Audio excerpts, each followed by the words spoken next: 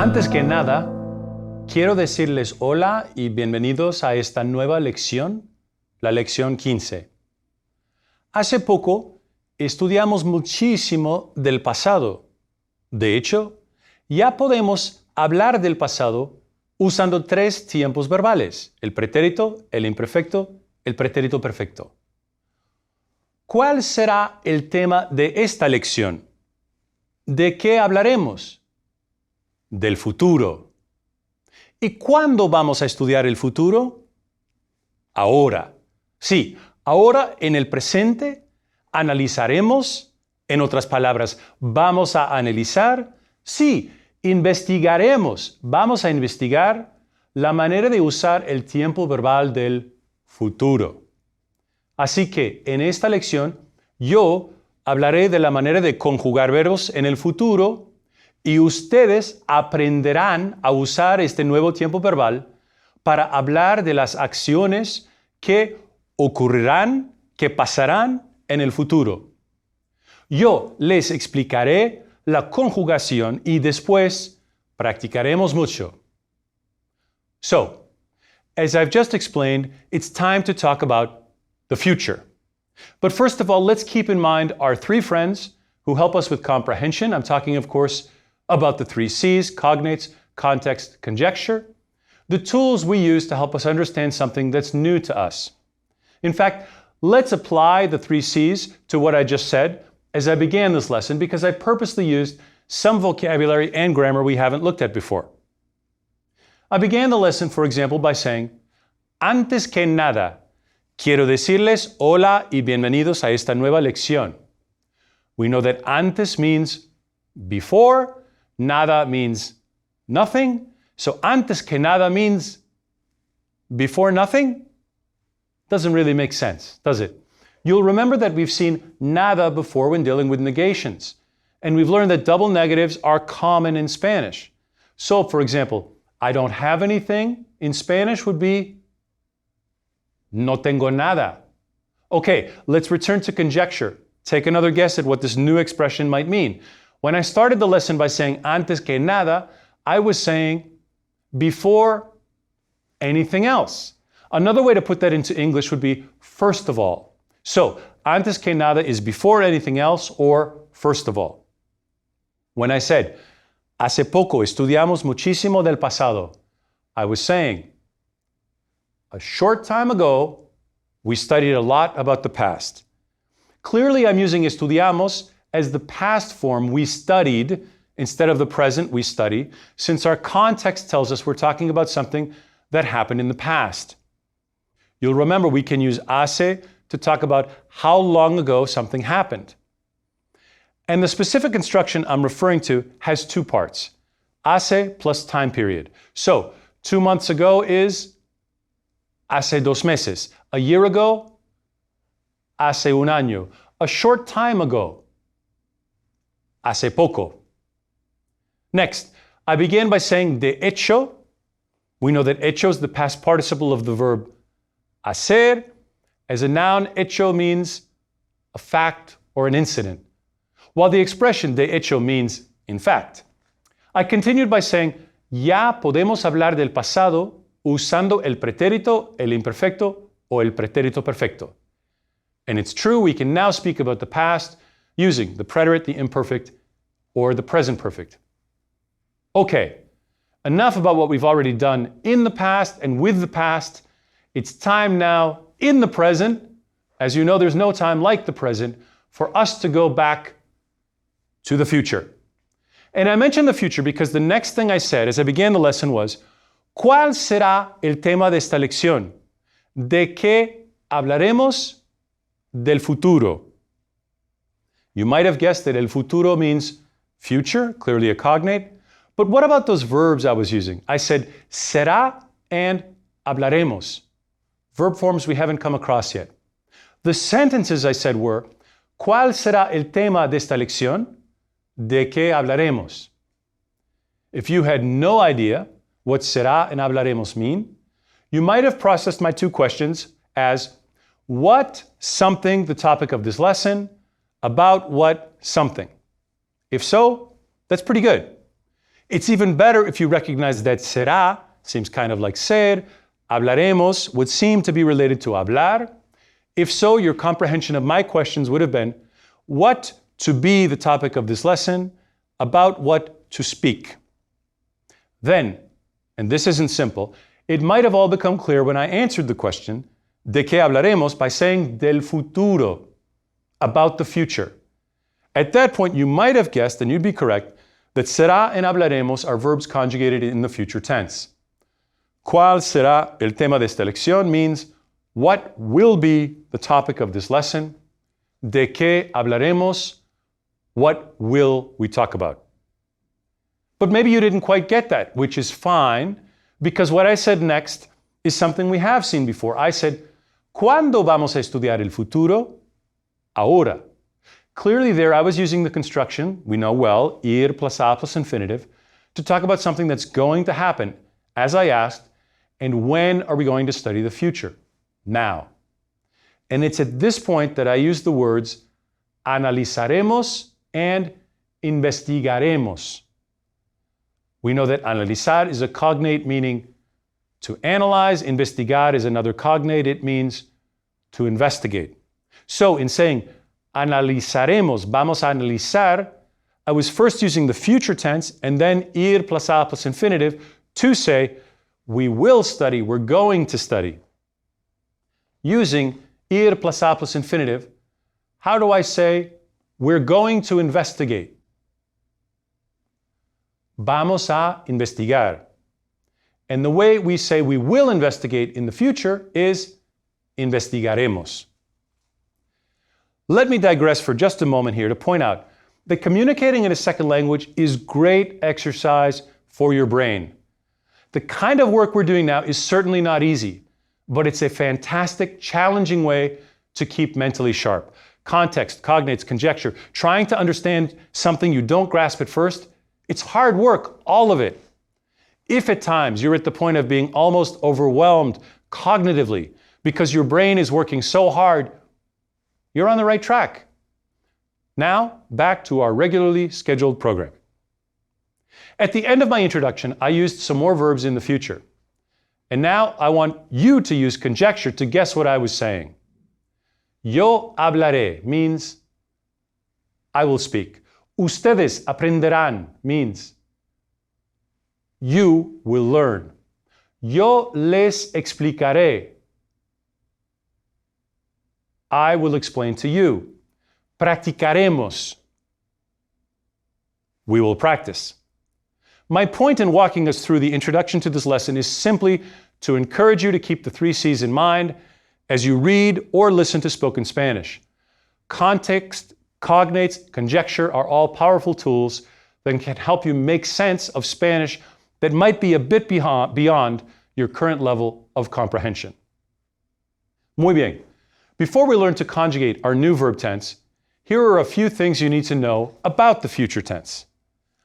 Antes que nada, first of all, it's not used very much in Spanish. And this is the case because the future tense is just one of 3 ways to talk about a future action. And it's by far the least used of those 3 ways. So how do you talk about the future without using the future tense? Well, as we discussed in the first course, there are 2 ways to do this.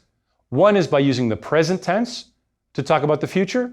The other is to use our construction ir plus a plus infinitive.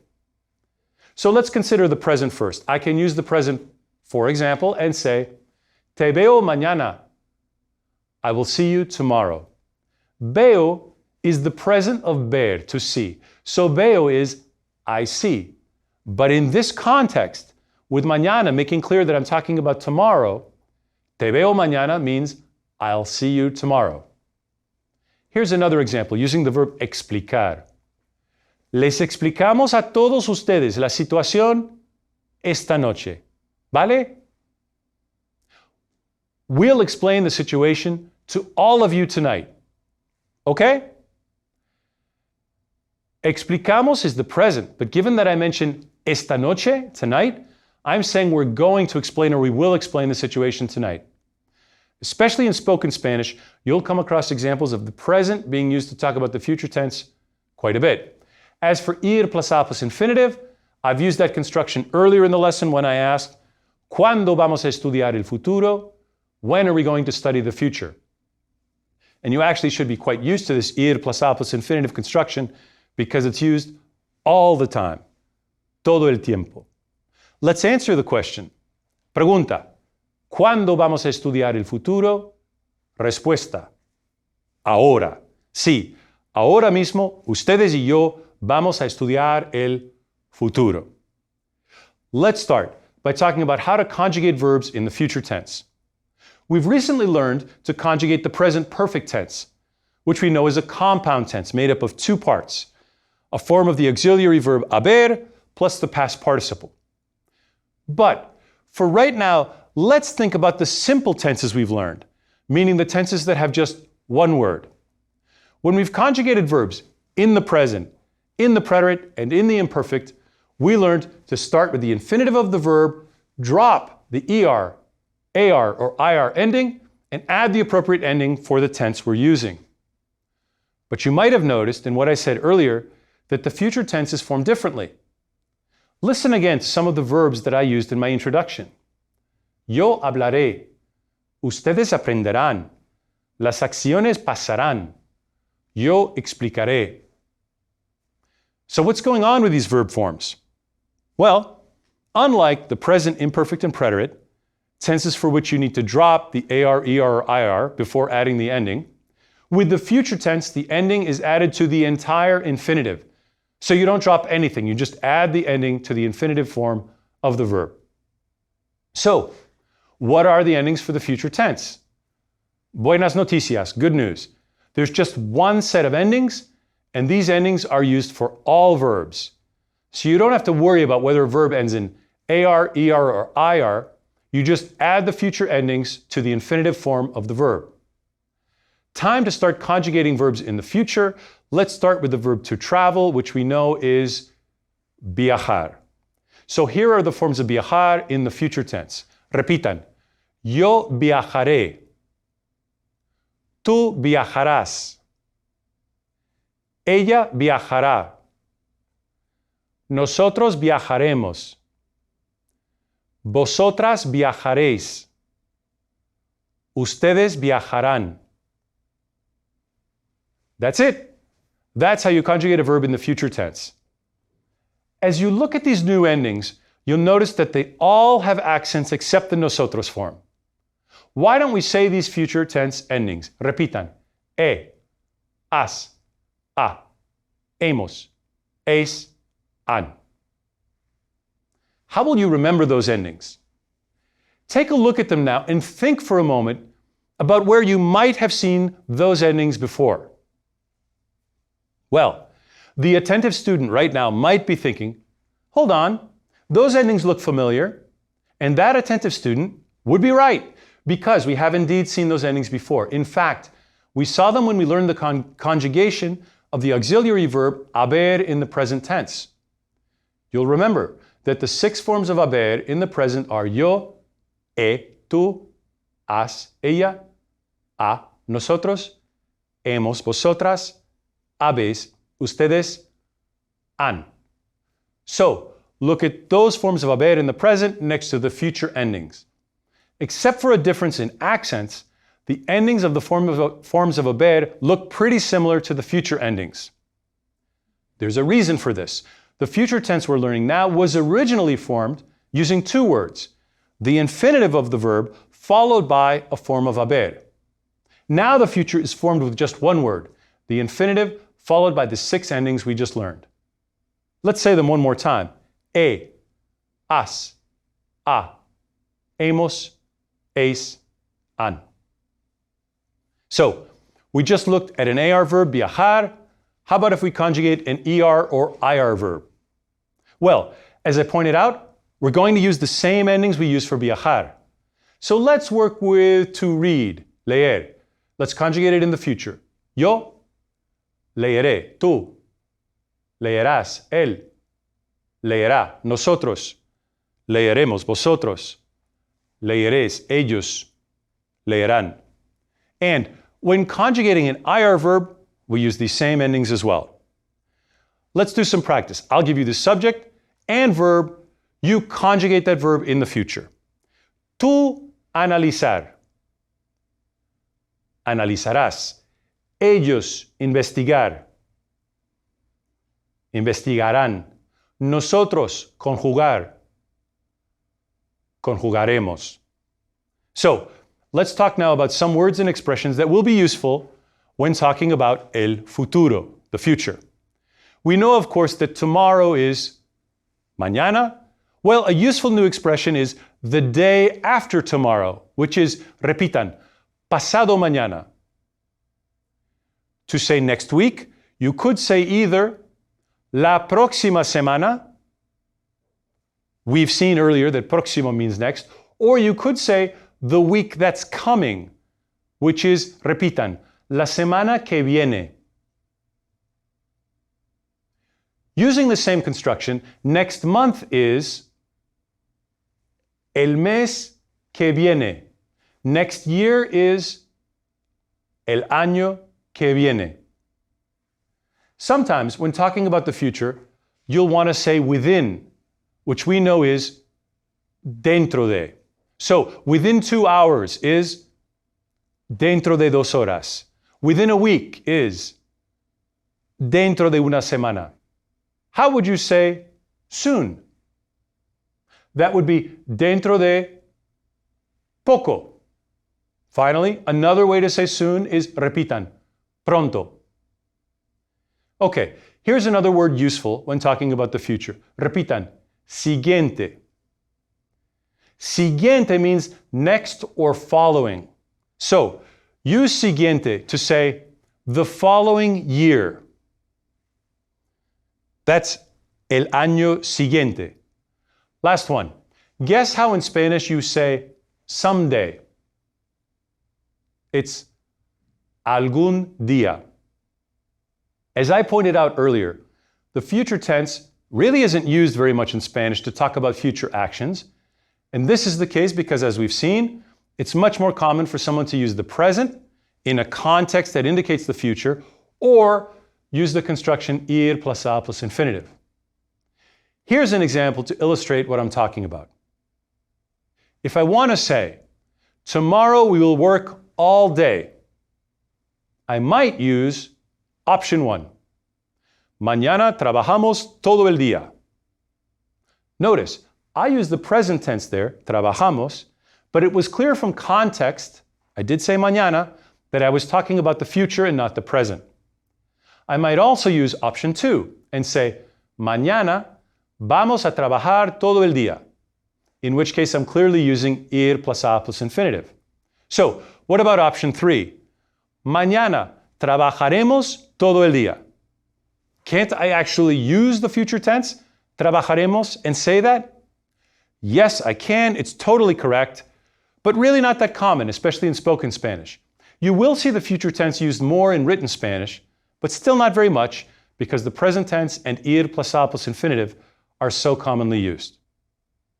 Okay, we just learned how to conjugate the future tense in Spanish. We've seen that unlike other verb tenses we've seen so far, there's no need to drop the AR, ER, or IR because the future tense endings get added to the infinitive.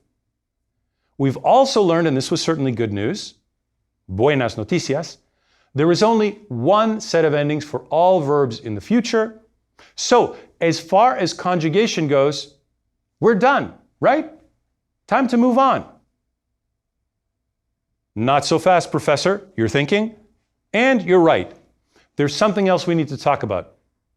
By this point in your Spanish studies, you're an experienced language student, so I'm guessing you've still got one question on your mind, and that question is, what about irregular verbs? Great question. There are 12 verbs that are irregular in the future, but, and this is important, even these verbs use the regular endings. So, the future tense endings, say them with me, has, a, hemos, eis, han, are used by all verbs, no exceptions. So, what makes the 12 irregular verbs irregular? Well, instead of adding the endings to the infinitive, these 12 verbs have irregular future stems. So, let's look now at these 12 verbs with irregular stems in the future tense. Let's start with saber, to know. And we know that saber is used to talk about knowing information or knowing how to do something, unlike conocer, which is used to talk about familiarity with a person, place, or thing. Instead of the whole infinitive saber, the future stem is simply sabre, meaning it drops the E of the ER ending. Knowing that, I'd like you to conjugate saber in the future tense. Yo sabré, tú. Sabrás, usted. Sabrá, nosotros. Sabremos, vosotras. Sabréis, ellos. Sabrán. That's it. Once again, the 6 endings are regular endings. The only change is that the stem for the future tense is sabra. Okay, that's one of the verbs with an irregular stem in the future. There are 4 more verbs that also drop the E of the ER ending. 3 of those verbs are the following. To be able to, which is poder, to want or to love, which is querer, and a new verb, to fit, which is, repitan, caber.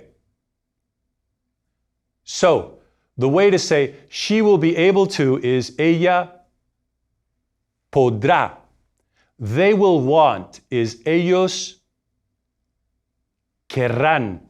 And we won't fit is no cabremos. The 4th verb that drops the E of the ER endings is the one we worked with as the auxiliary verb used in the present perfect tense, the verb haber. When used as an auxiliary verb, you'll remember that haber means to have. So I have studied is he estudiado. But you'll also remember that the word I, which is the impersonal form of haber, means there is or there are. There is a party. Hay una fiesta. Using the future tense, the way to say there will be a party is habrá una fiesta. ¿Una fiesta? ¿Dónde? Por favor, invítenme. So that's the future tense of haber, habrá. And it's always used in that third person singular form, habrá. In fact, let me use it now in the context of what we're discussing. Después de esta lección, habrá varios ejercicios escritos en el cuaderno que ofrecerán la oportunidad de practicar con el futuro. After this lesson, there will be, habrá, various written exercises in the workbook that will offer, ofrecerán, the opportunity to practice with the future. So those are 5 verbs that drop the E of the ER before adding the appropriate future ending. Repitan, saber, poder, querer, caber, haber. Bien. The second group of irregular stems in the future includes 5 verbs that replace the E of the ER ending or the I of the IR ending with the letter D. The 5 verbs are to have, which is tener, to put or place, poner, to come, venir, to leave, salir. And a new verb we haven't seen yet. This new verb means to be worth, and in Spanish it is, repitan, valer. So, let's say just the yo form in the future tense for all of these verbs.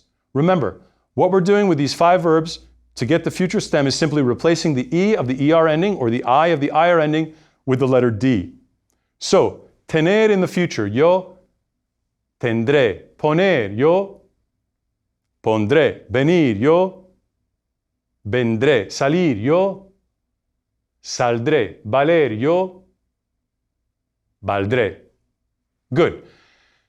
Now, let's practice conjugating the forms of tener in the future tense. I'll give you the subject, you conjugate the verb in the future tense. Ellas tendrán. Tú tendrás. Vosotras tendréis. Yo tendré. Usted tendrá. Nosotros tendremos. Our final 2 verbs, that are irregular in the future are decir and hacer. The future stem for decir is, repitan, dir. So, we will say is diremos. She will say is ella dirá. They will say is ellos dirán. The future stem for hacer is, repitan, har. I will do is yo haré. Vosotros will do is haréis. And with the subject of tú, you will do is harás. Buen trabajo. Let's leave the future just for a moment and turn our attention in the present to vocabulary. I'm going to introduce you to some new verbs, all of which are cognates. Let's start with some AR verbs. Repitan. Colaborar. Clarificar. Circular. Memorizar. Meditar. Interpretar.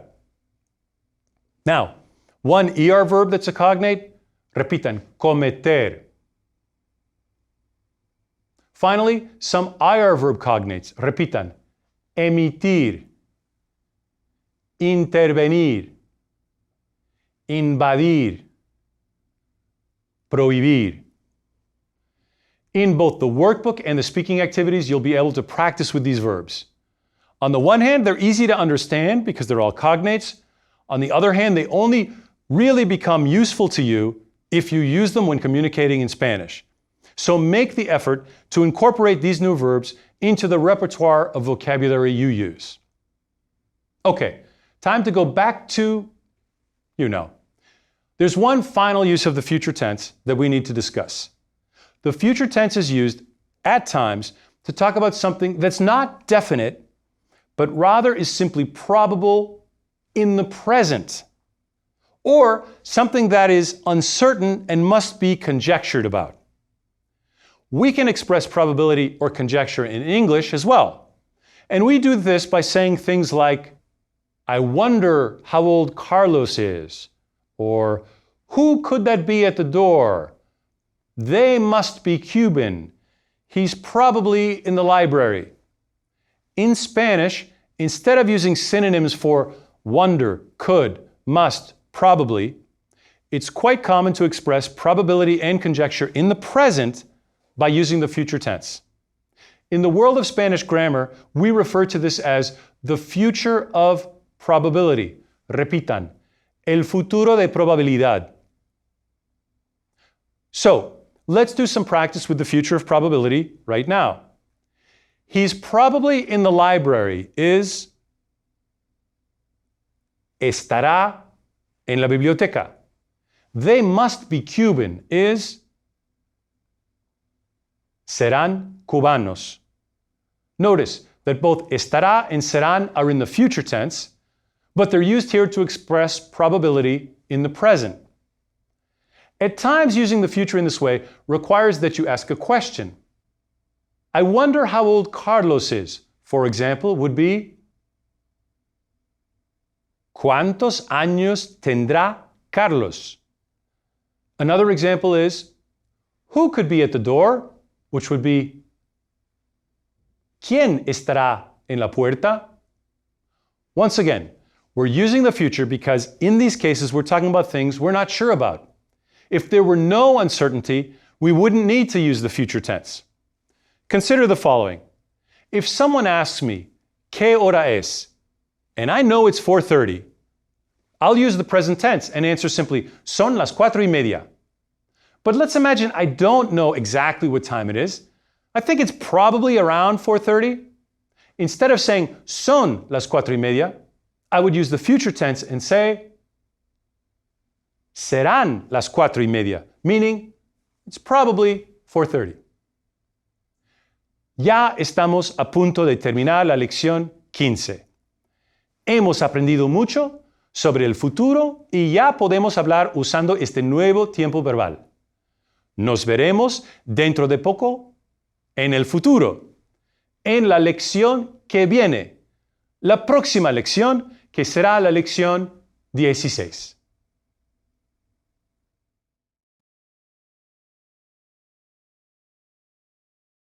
Glosario en audio.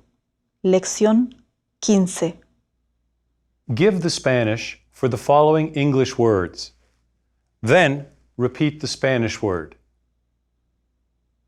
Verbal, verb. Verbal.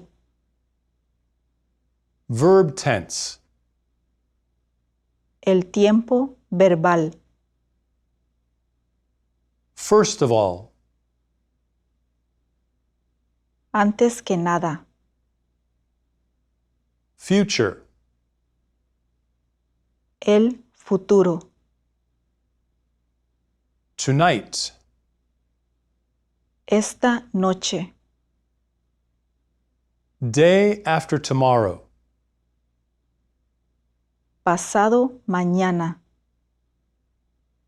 Next week. La próxima semana. Next week. La semana que viene. Within a month. Dentro de un mes. Soon. Dentro de poco. Someday. Algún día. To fit. Caber. To be worth. Valer. To collaborate. Colaborar. To clarify. Clarificar. To circulate. Circular. To memorize. Memorizar. To meditate. Meditar. To interpret. Interpretar.